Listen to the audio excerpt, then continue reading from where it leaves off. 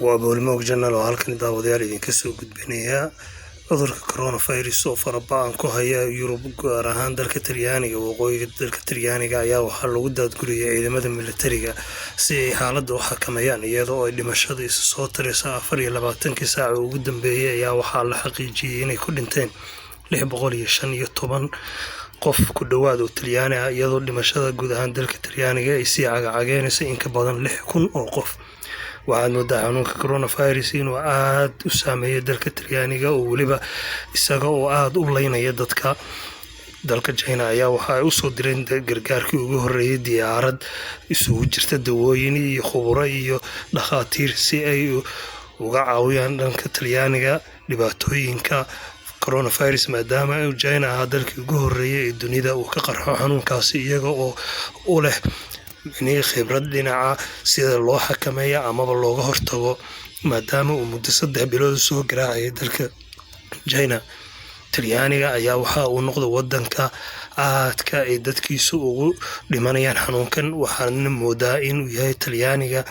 mid awoodi waayay inuu ka hortago amaba dadkiisa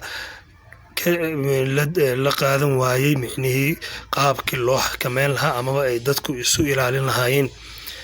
Talyaaniga oo ah dalka labaad ee dunida ugu dadka waaweyn marka la eego Japan oo ah dalka koowaad oo isagu ah dadka ay dadkiisu gaaraan da'da in ka badan 100 sano. wadanka labaad ee soo xiga ayaa waxa uu yahay Talyaaniga oo isaguna dadkiisu gaaraan 100 sano iyo in ka badan. xanuunkana dadka uu dilay waxaa la sheegay in 85% ama 86 ay yihiin dadka waaweyn ee ku nool dalka Talyaaniga. gudaha Talyaaniga oo dhan ayaa waxaa ka muuqata cabsi aad u fara badan, iyadoo la cidleeyay goobihii jardiinooyinka ahaa la isugu iman jiray ee raaxada iyo meelihii ay dadku ku damaashaadi jireen iyo isu socodkii iyo goobihii ganacsiga dhammaan oo la wada xiray, iyaga oo ka cabsanaya inuu xanuunku ku sii fido dalka oo dhan. fagaarahan ayaa waxa uu ahaan jiray mid ay saxmadaha ay dadkuna aad isugu yimaadaan. waqooyiga dalka Talyaaniga ayaa ah meesha uu xanuunku ugu badan yahay. ninkan ayaa waxa uu sheegayaa in uu aad iyo aad xanuunku faraba'an ugu hayo dadka waayeelada ah, isaga oo yiri maynaan arag xanuun sidan oo kale ah amaba dadka sida u dhimanayaan, waana arrin musiibo ah dalka Talyaaniga oo dhanna soo fosaarta ayuu yiri. waxaa kale oo la xaqiijiyay in wadamo badan oo ka mid ah Yurub sida Spain isaguna aad ay ugu dhimanayaan dad fara badan, oo wadankaasi Spain oo iyaduna qudheedu la sheegay in dhimashadu ay kor u dhaaftay 2,000 oo qof ayaa waxaa la xaqiijiyay in weliba ay ku jiraan dad mas'uuliyiin sarsare ah, isagoo la sheegay inuu ku jiro ra'iisul wasaare ku-xigeenka dalkaasi. haddaba xanuunkan oo qaaradda Yurub ku sii baahaya ayaa waxaa kaloo la sheegay in wadanka Sweden qaas ahaan magaalada Gothenburg ay ku dhinteen dad aad u fara badan. weliba waxaa la xaqiijiyay in dad Soomaali ah ku jiraan dadka halkaa ku dhintay. waxaase nasiib darro ah oo la sheegayaa in Soomaalida digniino fara badan oo la siiyay ay ka dhaga adeegeen, iyaga oo la yiraahdo isugu tegina goobaha ay dadku isugu yimaadaan iyo meelaha. waxaa kale oo jira in xanuunkan uu isugu qudhiisu galay gudaha dalka Mareykanka oo la sheegay inay ku dhimatay 400 oo qof ku dhawaad, isaga oo la sheegay in 40,000 in ka badan oo kiis laga helay. actarka Newman oo ah actarka matala filmaanta horarka ayaa isaga mar ku dhacay hargab caadi ah, waxa uu isaga shakiyay inuu xanuunkaasi qabo, markaas uu cararay dhakhtar. hase ahaatee la soo yiri waxaa tahay negative. isaga oo wareysi siiyay warbaahinta CNN ayaa waxa uu yiri cabsi badan ayaa soo wajahday markii aan isku dareemay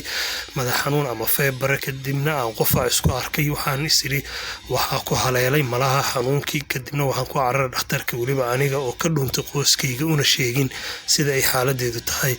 balse aad ayaan hadda u ladnahay, laygamana helin. waana arrin aad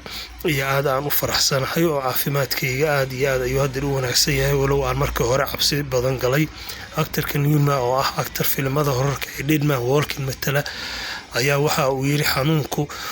waa khatar kusoo wajahan dalka Mareykanka guud ahaan gaartay dunida oo dhan. waxaana wadiga shacabka Mareykanka inay is ilaaliyaan, isna taxadaraan, guryahoodana ku ekaadaan, ayna muujiyaan dadaal dheeriya. xanuunkan oo noqday mid aan waxba laga qaban karin ku sii fidaya guud ahaan dunida ayaa ilaa haddeer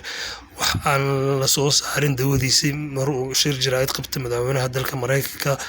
Donald Trump ayaa qudhiisu waxa uu yiri waana ka xunnahay walow inaan isu xiriirkeenu fiicneen wadamada uu hadeer aadka faraha baan uga hayo sida Iiraan ama Kuuriyada Waqooyi oo iyadana laga sheegay waxaan u direynaa khuburo dhanka caafimaadka guud ahaan dalka Mareykanka dadka waxaan uga digayaa ayuu yiri inay isu socodka yareeyaan guryahoodana ayna ka soo bixin gudaha Mareykankana waxa uu ku soo rogeynaa inaanu dadku ka safrin soona gelin si aanu u xakameeyno inaanu cudurkaasi nagu fidin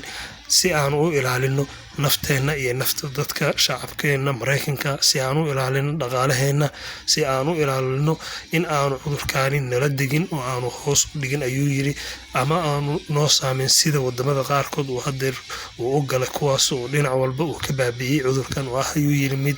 dhibaatadiisa wata waxaan ku dadaaleynaa inaan xakameeyno xoogana aan saarno sidii loo heli lahaa dawadiisa oo aanu dadaal badan hadeer ugu jirno inaan soo saari doono sida ugu